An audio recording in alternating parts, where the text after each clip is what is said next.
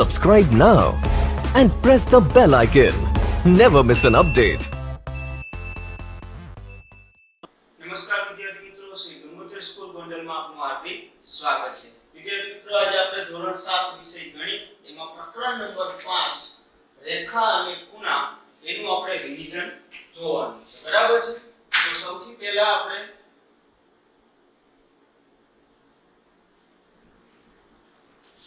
પહેલો જ પોઈન્ટ આપણે લખ્યો છે કે જે ચેપ્ટરનું નામ છે રેખા અને ખૂણા. તો સૌથી પહેલા આપણે રેખાથી શરૂઆત કરીએ. તો અહીંયા આપ્યું છે રેખા કિરણ અને રેખાખંડનો ખ્યાલ. એટલે આગળના ધોરણમાં આપણે ઓલરેડી બધું ભણી ગયા છીએ, તેમ છતાં આપણે સમજવાનું છે. સૌથી પહેલા તો આજે મેં દોરેલી છે બંને બાજુ તીર હોય, જેને કે આપણે એરા કહીએ છીએ. તો ઈ શું છે? તો કે રેખા. પછી એક ઉદ્ભવ બિંદુ અને એક જ બાજુ તીર, તો એને કિરણ કહીશું. બંને બાજુ આ રીતના બિંદુઓ હોય એટલે જેને આપણે અંત્ય બિંદુઓ કહીએ છીએ, એટલે શું બનશે? રેખાખંડ. આ દરેક વસ્તુથી આપણે વાકેફ છીએ, આપણને ઓલરેડી આ બધી વસ્તુની ખબર જ છે. બરાબર છે? તેમ છતાં આપણે સમજવાનું છે કે આ એરો શું સૂચવે છે. તો કે ઈ અનંત સુધી આમ આવી જાય છે. ત્યાર પછી આ બીજો એરો, તો એનો મતલબ એવો થયો કે રેખા છે એ બંને બાજુ અનંત સુધી વિસ્તરેલી છે. એનો મતલબ એનો કોઈ અંત આવતો નથી, એનો કોઈ છેડો નથી. બરાબર છે? હવે આની ઉપર તમે જુઓ તો અસંખ્ય બિંદુઓ હોય છે. તમને કોઈ એમ કહે કે રેખા ઉપર કેટલા બિંદુ હોય, તો એનોય કોઈ અંત નથી, કારણ કે રેખા અનંત સુધી વિસ્તરેલી છે એટલે એની વચ્ચે અસંખ્ય બિંદુઓ હોય છે. એ જ રીતે કિરણ પણ જો એક બાજુ અનંત સુધી ચાલ્યું જાય છે, એનો મતલબ એ બાજુ જે બાજુ જશે ને એ બાજુ અનંત સુધી ચાલ્યું જાય છે, એટલે ઈ પણ અનંત સુધી વિસ્તરેલું છે, એટલે એનો કોઈ પણ અંત નથી. હા, પણ એની શરૂઆત જો હોય કોઈ એક ચોક્કસ જગ્યાએથી થાય પછી અનંત સુધી વિસ્તરેલું છે. તો આની ઉપર પણ અસંખ્ય બિંદુઓ આવેલા છે. યાદ રાખજો, આ કિરણ છે એક રેખાનો એક ભાગ જ છે. અહીંથી તમે આ ટુકડો કરી નાખો, અહીંથી ધારો કે આમ કરી નાખો, શું થઈ ગયું?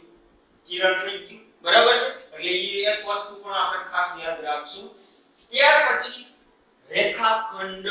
હવે જો આ અનંત સુધી વિસ્તરેલું છે એટલે એને માપી શકાય નહીં, કિરણને પણ માપી શકાય નહીં, કારણ કે એ અનંત સુધી વિસ્તરેલ છે. હવે રેખાખંડ છે એને છે ને બંને બાજુ અંત્ય બિંદુઓ હોય છે, એટલે એનું ચોક્કસ માપ હોય છે. સેમીમાં હોય, મીટરમાં હોય કે ગમે એમાં. બરાબર છે?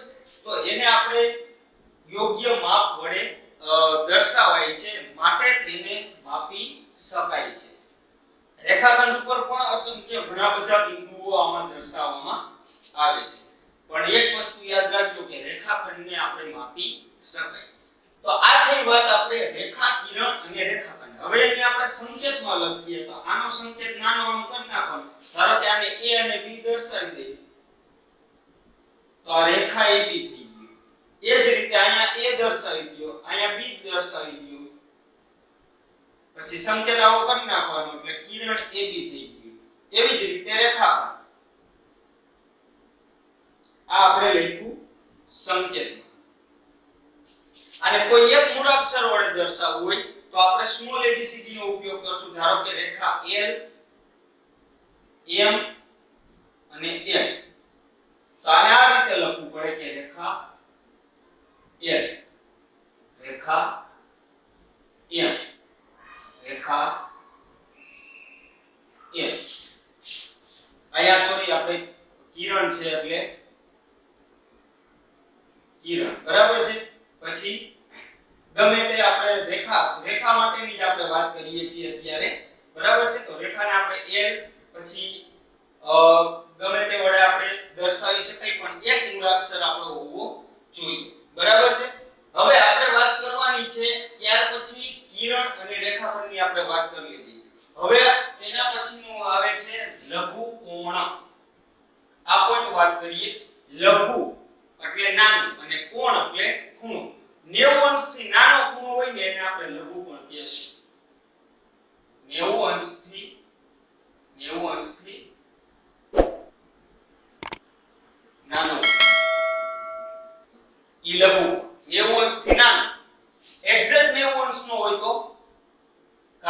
90 અંશના ખૂણાને કાટકોણ કહેશું બરાબર. ત્યાર પછી ગુરુકોણ એટલે 90 અંશથી મોટો, 90 અંશથી મોટા માપના જે પણ ખૂણા હોય એને આપણે ગુરુકોણ કહેશું બરાબર છે.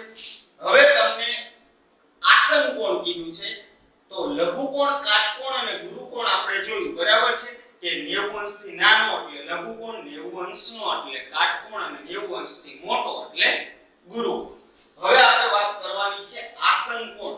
હવે આસન કોણની આપણે રચના જોઈએ તો સૌથી પહેલા આ રીતે આપણે સમજવાનો પ્રયત્ન કરીએ કે આસન કોણ છે. આસન કોણ બે એક જ ઉદ્ભવ બિંદુ ધરાવતા હોય, વચ્ચે બેનું શિરોબિંદુ કેવું હોય? એક હોય. એમાં બે ખૂણાઓ નો સમાવેશ થતો હોય બરાબર છે. એક આ ખૂણો અને એક આ ખૂણો. આ બંને ખૂણાની એક સામાન્ય બાજુ હોય એટલે કે ભુજ સામાન્ય હોય અને બંનેના બિંદુઓ અંદર છે જે છે એ અલગ અલગ બિંદુ હોય, અહીંયા અલગ અહીંયા અલગ. તો આ ખૂણાઓને આપણે આસન કોણ કહેવાય. આસન કોણના ખૂણાઓ છે તેમ કહેવાય. બેનું શિરોબિંદુ શું હશે તો કે એક જ હશે. જો આ ખૂણો બને છે તો અહીંયા આ શિરોબિંદુ લાગે, આ ખૂણો બને છે તો એનું પણ શિરોબિંદુ આ લાગે. તો આ બે ખૂણા ભેગા થઈને આસન કોણ બનાવે છે બરાબર. ત્યાર પછી આવે છે રૈખિક જોડના ખૂણા. તો રૈખિક જોડ એટલે 180 અંશ, એનો સરવાળો કેટલો થતો હોય? સરવાળો 180 અંશ થવો જોઈએ. તો રૈખિક જોડના ખૂણા હોય કઈ રીતે તો કે એક ધારો કે એક રેખા આ રીતે દોરેલ છે, એમાંથી આ એકને કિરણ દોર્યું બરાબર છે. હવે આ જે બે ખૂણા ભેગા થઈને સરવાળો આખે આખો આ ગણીએ ને તો 180 થાય. પછી એમાં આપણે સમજી લઈએ ધારો કે આ 60 નો હોય તો આ 120 નો, ટોટલ બે થી 180 થતું હોય. તો રૈખિક જોડના ખૂણામાં આપણે જોઈએ કે બે કિરણો પરસ્પર વિરુદ્ધ કિરણો હોય. એક કિરણ અહીંથી આમ પસાર થતું હોય, એક આમ, એટલે બંને વિરુદ્ધ કિરણો થયા. પછી એક સામાન્ય બાજુ હોય, ઈ સામાન્ય બાજુથી બે ભાગ પડે છે, બે ખૂણાઓના ભાગ. તો ઈ બે ખૂણાઓ છે ઈ એકબીજાના રૈખિક જોડના ખૂણાઓ કહેવાય. પણ બંનેનો સરવાળો કેટલો થવો જોઈએ? 180 બરાબર. ત્યાર પછી આવે છે કોટિકોણ. બે ખૂણાઓનો અહીંયા સરવાળો 90 થવો જોઈએ. કોટિકોણના બે ખૂણાઓ હોય એનો સરવાળો 90 અંશ થવો જોઈએ. હવે રૈખિક જોડમાં ખાસ યાદ રાખજો બંનેની એક સામાન્ય બાજુ હોવી જોઈએ. કોટિકોણમાં આપણે આમ દોરીએ, આ 90 અંશનો આખો ખૂણો છે એમાં એક ધારો કે આ 50 નો હોય તો આ 40 નો હોય, ટોટલ સરવાળો કેટલો થતો હોય? 90. તો આ બંને ખૂણાઓ ભેગા થઈને કોટિકોણની જોડ બનાવે છે. એવી જ રીતે અલગ પણ વિચારી શકીએ કે આ 40 નો આ 50 નો, બે ખૂણા ભેગા થઈને કોટિકોણની જોડ બનાવે બરાબર છે. ત્યાર પછી આપણે સમજવાનું છે પૂરક કોણ. એનો સરવાળો કેટલો થશે તો કે 180. રૈખિક જોડના જે ખૂણાઓ છે એની જેમ જ, પરંતુ થોડો ડિફરન્ટ શું છે તો કે આ જે રૈખિક જોડ છે એને આપણે પૂરક કોણ કહી શકીએ તો કે 180 સરવાળો થતો હોય તો કહી શકીએ, અને રૈખિક જોડના ખૂણા હોય એનો સરવાળો 180 થતો હોય બરાબર છે. તો હવે આપણે જોઈએ તો રૈખિક જોડના ખૂણાઓ છે એને આપણે પૂરક કોણ કહી શકીએ. પણ દરેક પૂરક કોણ હોય એ રૈખિક જોડ ન પણ હોય. શું કામ ન હોય કે ધારો કે અલગ અલગ ખૂણાઓ આપ્યા હોય, આ એક 90 નો ખૂણો આપ્યો છે, આ બાજુ એક 90 નો ખૂણો આપ્યો છે. હવે બે તમને એમ કીધું હોય કે આ પૂરક કોણ છે તો બેનો સરવાળો આપણે જોવાનો છે. 90 + 90 180 થાય તો આ પૂરક કોણની જોડ કહેવાય. પરંતુ એમ કીધું હોય કે હવે આ રૈખિક જોડના ખૂણાઓ છે તો ના આવશે. શું કામ ના આવશે તો કે બંને ખૂણાઓ અલગ અલગ છે. રૈખિક જોડમાં પરસ્પર વિરુદ્ધ કિરણો હોય અને એક બાજુ એની સામાન્ય હોય અને સરવાળો 180 થતો હોય બરાબર. તો હવે આપણે વાત કરીએ એના પછી પૂરક કોણની વાત કરતી હતી, ત્યારબાદ આવે છે અભિકોણ. હવે અભિકોણ સમજવા માટે આપણે અત્યારે ખાલી એટલું જ સમજવાનું છે કે અભિકોણ એટલે પરસ્પર બે રેખાઓ છેદતી હોય એમાં ચાર ખૂણાઓ બને. જો અહીંયા ક્રમ આપણે આપી દઈએ છીએ, આ પહેલો ખૂણો, આ બીજો, આ ત્રીજો અને આ ચોથો. બે રેખાઓ છેદવાથી બનતા ચાર ખૂણાઓ પૈકી સામસામેના ખૂણાઓને અભિકોણની જોડ કહે છે. અભિકોણ કહે છે. સામસામેના ખૂણા યાદ રાખજો. જો અહીંયા આકૃતિ દ્વારા તમને સમજાવું છું. આ ખૂણા 1 ની સામે કોણ આવે તો કે 3, 2 ની સામે તો કે 4. તો આ 2 અને 4 છે ને એ અભિકોણની જોડ કહેવાય. 1 અને 3 છે ને એ પણ અભિકોણની જોડ કહેવાય. બરાબર છે? તો આપણે હવે અભિકોણની જોડ લખીએ. અભિકોણની જોડના ખૂણાઓના માપ કેવા હોય તો કે સરખા હોય. યાદ રાખજો, અભિકોણ સરખા માપના ખૂણાઓ હોય. એની વ્યાખ્યા આપણે સમજી લીધી કે બે રેખાઓ છેદવાથી બનતા ચાર ખૂણા પૈકી સામસામેના ખૂણાઓની જોડને અભિકોણની જોડ કહે છે. તો બે રેખાઓ છેદે એટલે અભિકોણની જોડ કેટલી બને તો કે બે જોડ બને. યાદ રાખજો, અભિકોણની કેટલી જોડ બને? આ એક અને આ બીજી. બરાબર છે? બે જોડ બને. ત્યાર પછી આવે છે અંતઃયુગ્મ કોણ. તો યુગ્મ કોણ સમજવા માટે આપણે આ આકૃતિ આખી સમજવી પડશે. તો આકૃતિની સાથે સાથે આ પેલો પોઈન્ટ આપણે જે છે એ પણ લેતા જઈએ. બરાબર છે? અંતઃયુગ્મ કોણ. પછી આવે છે અનુકોણ. પછી એક જ બાજુના અંતઃકોણ. આ ત્રણેય જે ખૂણાઓ છે ને એ આ આકૃતિમાં આપણે આવી જશે. બરાબર? પછી છેલ્લે છે રેખાઓની છેદિકા. એટલે અહીંયા જે સમાંતર રેખાઓ બે દોરેલી છે, આ બે સમાંતર રેખાઓ ક્યારે કહેવાય તો કે તમે માપપટ્ટી અહીંયા રાખો, અહીંયા ઊભી માપપટ્ટી રાખો, દરેક જગ્યાએ માપ તમને સરખું મળતું હોય અને આ બંને રેખાઓ ક્યાંય છેદતી ન હોય, એટલે કે આગળ જતા પણ ક્યાંય છેદે નહીં, તો એ બંને રેખાઓ સમાંતર રેખાઓ છે એમ કહેવાય. સમાંતર રેખાઓ હોય એની જે ક્રોસમાં એક ઊભી રેખા આપણે પસાર કરી છે એ સમાંતર રેખાઓની છેદિકા છે. હવે એ છેદિકા છે, એ છેદિકા જ્યારે એ બંને સમાંતર રેખાઓને છેદે ત્યારે ચાર ખૂણા ઉપર અને ચાર ખૂણા નીચે, એટલે ટોટલ 8 ખૂણાઓ બને છે. તો હવે આ આકૃતિ તમે જુઓ અને આ આકૃતિ જુઓ. આ છે આમાં અભિકોણની જોડ, રૈખિક જોડ ને ઈ આપણે ગણતરી કરવાની થશે. અને આમાં જે છે એમાં અનુકોણનો ઉપયોગ કરી શકો, યુગ્મકોણનો ઉપયોગ કરી શકો, અંતઃકોણનો ઉપયોગ કરી શકો, પ્લસ આમાં અભિકોણ, રૈખિક જોડ નો પણ તમે ઉપયોગ કરી શકો. બરાબર છે? હવે જ્યારે કોઈ પણ રેખાઓ બંને છેદતી હોય, બે રેખાઓ છેદે ને પરસ્પર છેદતી હોય ને એટલે એ એક જ બિંદુમાં છેદતી હોય, પછી આગળ જતા એ બીજે ક્યાંય છેદે નહીં. આ રેખા છે એ પાછી આ રીતે આમ ન હોય, કારણ કે રેખા છે એ એકદમ સીધી જ હોય, એટલે એક જ બિંદુમાં છેદે. બરાબર છે? હવે આપણે વાત કરવાની છે અંતઃયુગ્મ કોણ, અનુકોણ અને એક જ બાજુના અંતઃકોણની. બરાબર છે? તો એની પહેલા આપણે આ આકૃતિ સમજી લઈએ કે આમાં જે છે સામસામે એટલે ખૂણો અભિકોણની જોડ કોને કહેશું તો કે એમાં ખૂણો 1 અને ખૂણો 3. 1 અને 3 છે એ અભિકોણની જોડ છે.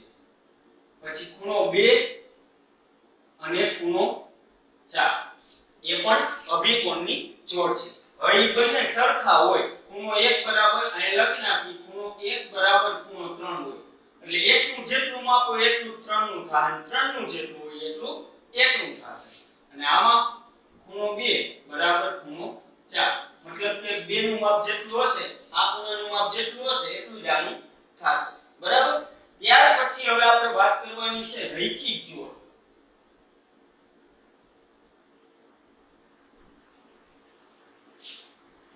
હવે આમાં રૈખિક જોડમાં તમે ગમે તે લઈ શકો. જો બાજુમાં જે ખૂણાઓ હોય એ રૈખિક જોડના ખૂણાઓ કહેવાય. તો 1 ની સાથે તમે 2 પણ લઈ શકો, 1 અને 2. પછી 2 ની સાથે બાજુમાં આવે 3, વળી પાછા 3 ની બાજુમાં આવે 4, અને વળી પાછા 4 ની બાજુમાં પાછું કોણ આવી જાય તો કે ખૂણો 1.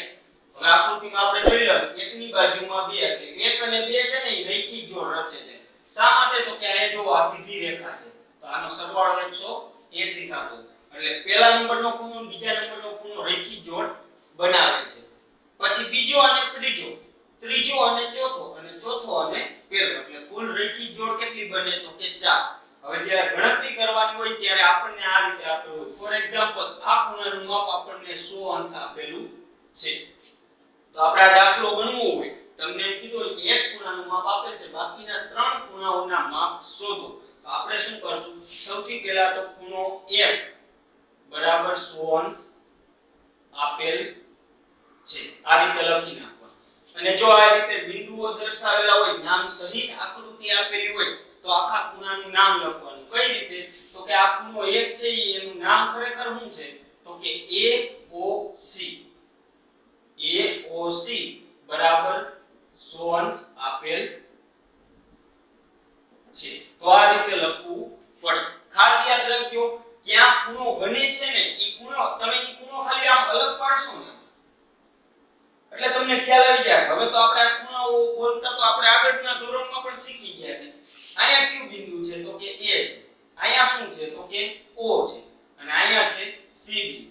હવે આને બોલવું હોય તો AOC પણ બોલાય અને COA પણ બોલી શકાય. બેમાં ગમે એ બોલી શકાય. બરાબર છે? પણ આપણે 3 શબ્દોનો ઉપયોગ કરીને ખૂણાને બોલવાનો છે. આ આપેલ છે. હવે સીધો આપણે પહેલા શું શોધવાનું એની સામે જોવાનું છે. અભી કોણ એટલે અરીસાની સામે આપણે ઊભા હોય તો આપણે દેખાય. એવી જ રીતે આની સામે એક્ઝેક્ટ તમે જુઓ એટલે એમ જ માનવાનું કે આની સામે આ અરીસો છે એટલે આ 100 નો ખૂણો હોય તો આ પણ કેટલાનો થાય? 100 નો થશે. બરાબર છે? તો આપણે અહીંયા પહેલા એમ લખીએ કે ખૂણો 1 બરાબર ખૂણો 3. બરાબર શા માટે મૂક્યા? તો કે અભિકોણના ખૂણા છે. બાજુમાં લખવાનું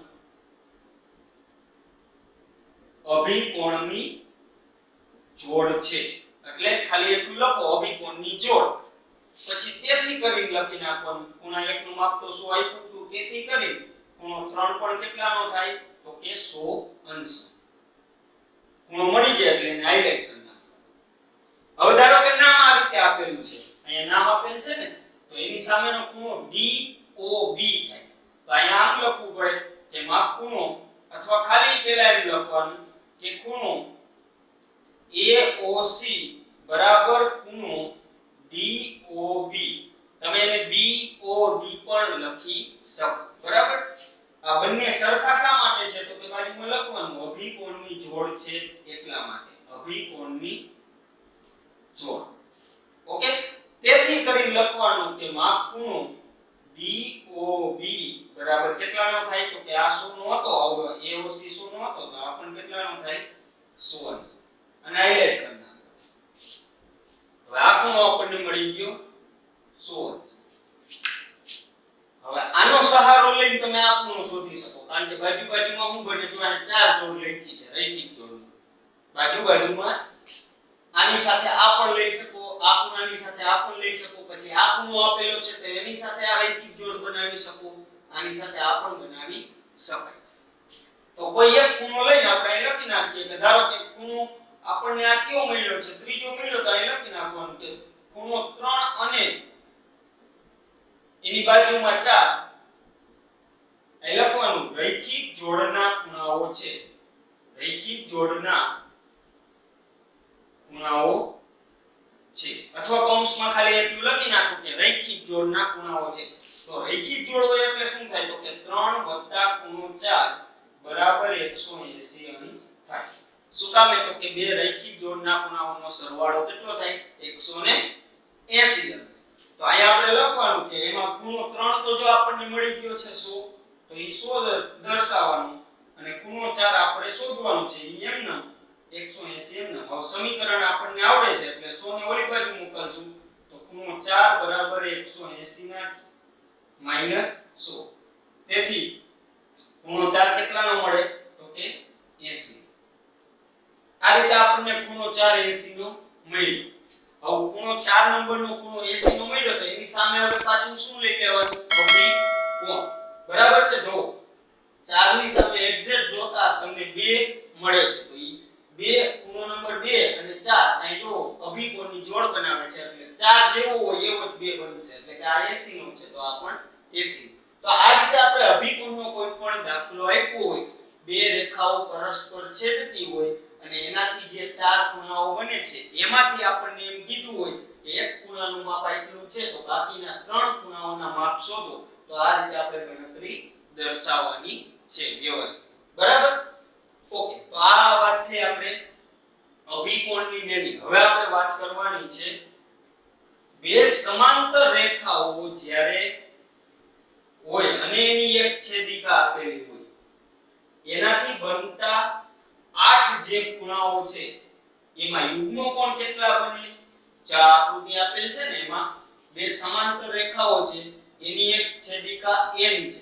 એનાથી 1 2 3 4 5 6 7 અને 8 ટોટલ 8 ખૂણાઓ બને છે.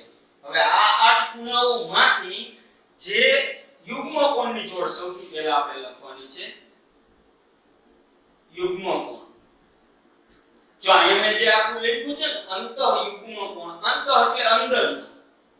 આ અંદરના ભાગમાં ખૂણાઓ આવે ને એટલે અંતઃ શબ્દ વાપરો છે. અંતઃ ન વાપરવો હોય ખાલી યુગ્મ કોણ કહો તો પણ ચાલશે. બરાબર? તો યુગ્મ કોણની કેટલી જોડ બનશે તો કે 2 જોડ.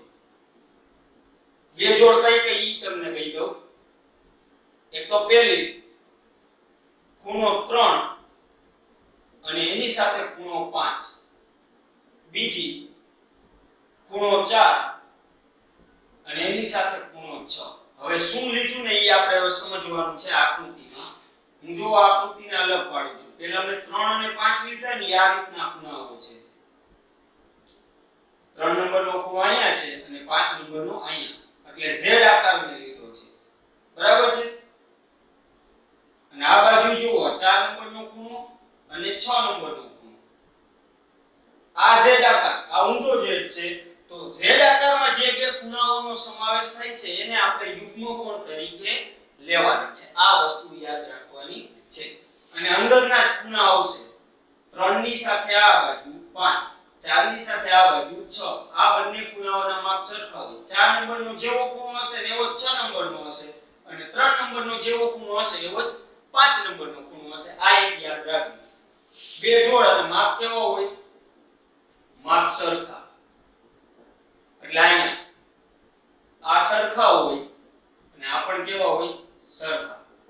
બરાબર? એટલે અલગ અલગ લખીએ એટલે ચારેયના માપ સરખા હોય એવું નથી કહેવા માંગતા. બરાબર? તો એક ખાસ યાદ રાખો. 3 નંબરનો જેવો હશે ને એવો જ 5 નંબરનો હશે. 4 નંબરનો જેવો હશે ને એવો જ 6 નંબરનો ખૂણો હશે. એટલે આ થઈ યુગ્મ કોણની જોડ. યુગ્મ કોણમાં આપણે Z આકાર યાદ રાખવાનો છે. ત્યારબાદ આવે છે અનુકોણ. તો અનુકોણની છે ને 4 જોડ બનશે. હવે 4 જોડ શા માટે? પહેલા તો હું તમને લખી દઉં. 2 3 અને 4. હવે સાવ સિમ્પલ ભાષામાં આપણે સમજવું હોય તો મેં જે ક્રમ આપ્યો છે ને અહીંથી શરૂઆત કરી છે 1 2 3 4 5 6 7 8. જો આ પ્રમાણે તમે ક્રમ લખશો ને તો અહીંયા જે હું લખું છું ને એ મેથડ પ્રમાણે તમને અનુકોણ સમજવા સરળ બનશે. કઈ રીતે? જો હું લખું છું અહીંયા પહેલો ખૂણો લખું છું, અહીંયા બીજો, ત્રીજો, ચોથો, પાંચમું, છઠ્ઠો, સાતમું, આઠમું. મેં શું કર્યું છે ખબર? ખાલી એકડા લખ્યા છે અને વચ્ચે અને મૂકી દઉં છું. ફરીથી કહી દઉં. એકડા લખ્યા જો 1 2 3 4 5 6 7 8. વચ્ચે મેં અને શબ્દ મૂકી દીધો ને એટલે હવે છે ને એ ઓટોમેટિક જોડી બની ગઈ અનુકોણની. સમજો. ખૂણો 1 અને ખૂણો 5. ખૂણો 1 અને 5 આ અનુકોણની જોડ. 1 નંબરનો ખૂણો બહાર છે, બહારના ભાગમાં, તો 5 નંબર અંદર. પણ આ જે દીવાલ બનવાની છે, જે છેદિકા છે ને એ દીવાલ છે. દીવાલની આ બાજુ જોવાનું છે. 1 બહાર તો 5 અંદર. એટલે ઈ અનુકોણની જોડ થઈ. 4 અંદર તો 8 બહાર. જો અહીંયા 4 અને 8 આવ્યા ને તો ઈ અનુકોણની જોડ થઈ. એટલે આ બાજુ કેટલી બની? આ એક જોડ અને આ બે. એવી જ રીતે અહીંયા 2 અને 6 3 અને 7 આ બની ગયા એનું કોણની જોડ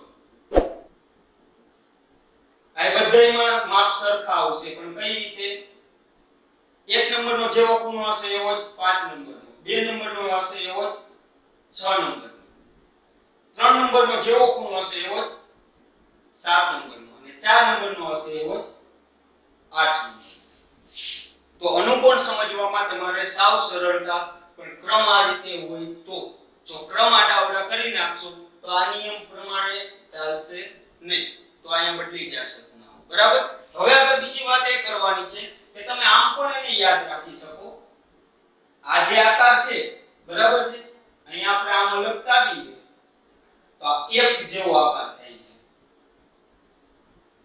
સમજજો બરાબર અહીંયા એટલો ભાગ વધારી દે હવે આ ખૂણો છે ઈ બહાર છે તો આ અંદર લેવાનો આ અંદર છે તો આ બહાર એટલે એક બહારનો તો અંદર અંદરનો ખૂણો તો બહારનો એટલે ઈ અનુકોણની જોડ બનાવે છે બરાબર એવી જ રીતે સામે પણ ઈ જ નિયમ લાગુ પડે બહાર તો અંદરનો ખૂણો તો બહારનો ખૂણો પણ એક જ બાજુ બરાબર છે અને આ ક્રમ યાદ રાખવાના છે હવે આપણે વાત કરવાની છે અંતઃકોણની અંતઃકોણ જ્યારે યુગ્મ કોણની જોડ આપણે લખતા હતા ત્યારે પણ કીધું હતું કે અંતઃ એટલે અંદરના આપણે સમજવાના છે અંતઃકોણની બે જોડ બનશે હવે અંદરના ખૂણા કુલ કેટલા છે તો જો અંદરના ભાગમાં આવતા હોય એવા ખૂણા 3 4 5 અને 6 આ જે ખૂણાઓ રહ્યા ને એ અંદરના ભાગમાં આવે છે ખૂણો નંબર 1 અને 2 બહાર છે 7 અને 8 એ બહાર છે તો આપણે અંતઃ એટલે અંદરના ખૂણાઓની જ વાત કરવાની છે તો અંદરના ખૂણાઓમાં એક જ બાજુ જે આ રેખાઓની છેદિકા જે પસાર થાય છે એની એક જ બાજુ કોણ આવે તો કે 3 અને 6 4 અને 5 તો આ જોડી બની ગઈ અંતઃકોણ સમજો ખૂણો 3 અને 6 ખૂણો 4 અને ખૂણો 5 આ અંતઃકોણની જોડ બની ગઈ સિમ્પલ છે સમજવાનું છે ખાલી અંદરના જ ખૂણાઓ આવે પણ અંદરના ખૂણાઓમાં 3 ની સાથે 6 લેવાનું 4 ની સાથે 5 લેવાનું એટલે આ જે જોડી બને ને એ અંતઃકોણની જોડ બને અને આ જોડી બને એ પણ અંતઃકોણની જોડ બને તો અંતઃકોણની જોડ બને એટલે અંતઃકોણના ખૂણાઓના માપ અહીંયા તો આપણે બધે લખ્યું જો આની બે જોડ બને તો એના માપ સરખા હોય અહીંયા અનુકોણની ચાર જોડ બને આના માપ પણ સરખા હોય 5 હોય એવો જ એક હોય 2 હોય એવો 6 હોય એમ પણ અંતઃકોણમાં શું થશે કે બંનેનો સરવાળો 180 થવો જોઈએ કેની જેમ તો કે રૈખિક જોડ રૈખિક ખૂણાઓની જેમ બરાબર છે તો અહીંયા છે ને સરવાળો કેટલો થવો જોઈએ 180 અંશ થાય બંને ખૂણાઓનો સરવાળો એનો મતલબ એવો થયો કે ખૂણો 3 વત્તા ખૂણો 6 બરાબર 180 થાય અને ખૂણો 4 વત્તા ખૂણો 5 બરાબર 180 અંશ થાય બરાબર છે તો આ રીતે આપણે સમજવાનો પ્રયત્ન કર્યો બે સમાંતર રેખાઓની છેદિકાથી બનતા 8 ખૂણાઓની સમજૂતી હવે ફોર એક્ઝામ્પલ આ આખો દાખલો આપણે કરવો હોય તો કઈ રીતે શરૂઆત કરશું આ બધી વસ્તુ આપણે કાઢી નાખીએ છીએ આમાંથી તમને 8 ખૂણાઓ જે બને છે એમાંથી કોઈ પણ તમને ખૂણો આપેલો હોય ધારો કે બરાબર છે અત્યારે હું આ ક્રમે કાઢી નાખું છું અત્યારે ક્રમની હવે જરૂર નથી બધાએ જોઈ લીધું અહીંથી શરૂઆત આમ કરવાની એક રાઉન્ડ ઘડિયાળની દિશામાં ફેરવવાનું એટલે 1 2 3 4 પછી નીચે વહી આવવાનું પાછો 5 6 7 8 એક રાઉન્ડ ઘડિયાળની દિશામાં બરાબર છે હવે આવો જ્યારે દાખલો આપણે ગણવાનો હોય તો કઈ રીતે શરૂઆત કરશું ધારો કે આમ આપણે એવું વિચારવાનું નથી કે કયો ખૂણો તમને આપેલો હોય ગમે તેમાંથી ખૂણો આપેલો હોય ફોર એક્ઝામ્પલ આ ખૂણો આપેલો છે